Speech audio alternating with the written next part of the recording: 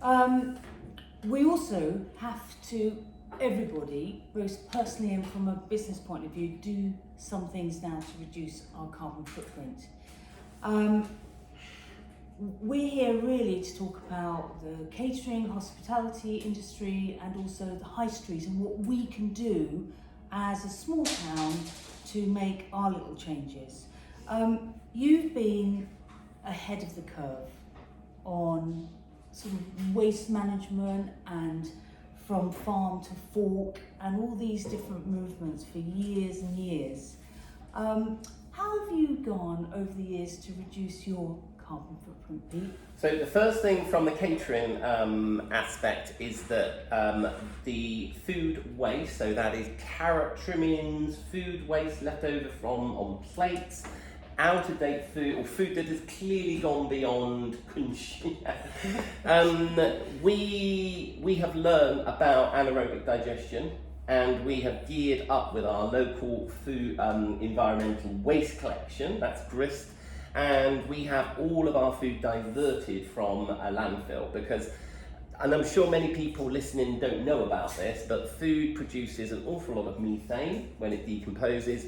Methane is a very dangerous gas, but also it's a gas, it can be used for energy. Absolutely. So now the technology is here for every single one of us, from a business to a home, to divert your food waste. So here we go. We've got eggshells. I mean, you're going to eat these? No. Are you going to put them in your compost in the garden? I mean, it's a lovely idea that your compost bin's going to fill up very quick. And I think it takes about 40 years if it's in your own compost. All of this would go into your food waste bin. So for home, it's a little caddy. For us, it's a pretty big, I think it's 240 litre bin.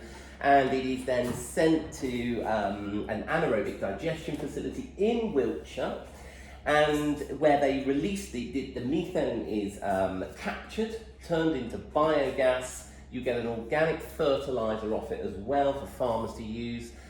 We've got James, an electrician from TAN, here today. So this is the perfect one. I've learned that 1,000 kilos of bio waste, so that is packaging, mouldy cheese, celery tops, you name it, will make 50 kilowatts of electricity.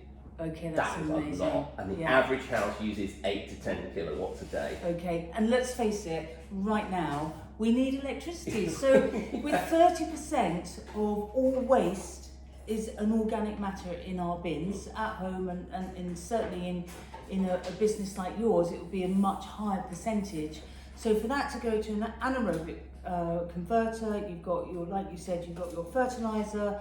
It's can be pumped directly into our gas pipes, and you've got electricity being created. So it's a absolute win-win. And take the egg. That means that every single bit of that lovely egg that the chicken produced has been used. We've enjoyed the egg. The shell has been made into energy. It's not sitting in some landfill decaying, and we have got to work on this.